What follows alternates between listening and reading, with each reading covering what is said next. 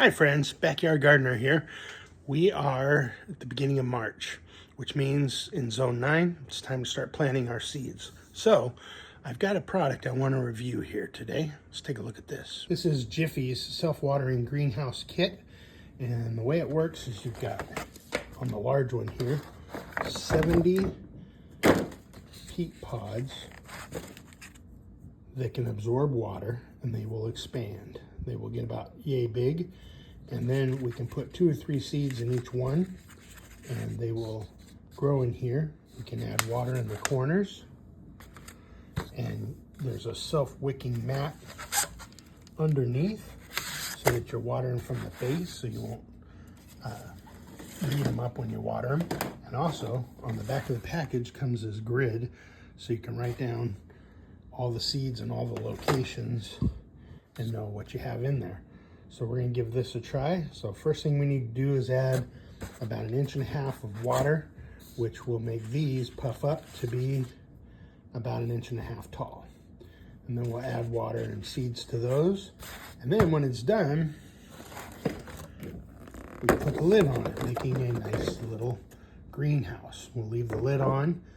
We don't have to put it in direct sun, but leave the lid on until begins to show leaves. Once it shows leaves, we can take the lid off, and then we can put it in direct sun. And this will help firm up the seeds so they're not too fragile when we transplant them back out in the garden.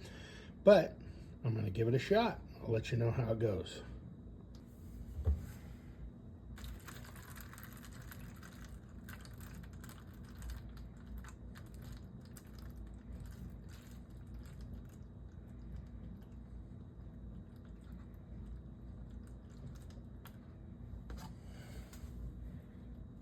All right, we're back. It's been about 5 minutes.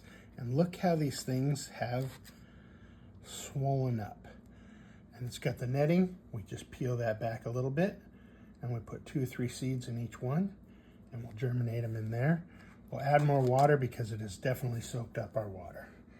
So now, some of the things we're looking at planting in there for today will be cilantro and amaranth. I've never grown amaranth before, so we'll give that a try.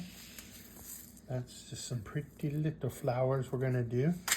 Probably gonna start our cucumbers in there. We've got a few different kinds. This is an Armenian. We got the straight ones. We got a new one here from Baker Creek Heirloom Seeds. Every once in a while they send you free seeds to try out, and these are pink fangs. So those are tomatoes. We'll give those a shot. More cucumbers, Armenian cucumbers, and also African daisies. These look awesome in the yard. Put some of these in the planters around and check it out. All right, we got everything planted up. Lots of tiny little seeds. We got African daisies up to here. We have pink fang tomatoes. We have straight 8 cucumbers. And then Armenian cucumbers are down here on this end. And Dilanthus, Zebra's Crossing right in here. And then the amaranth is right in here. So that'll be nice. Cilantro.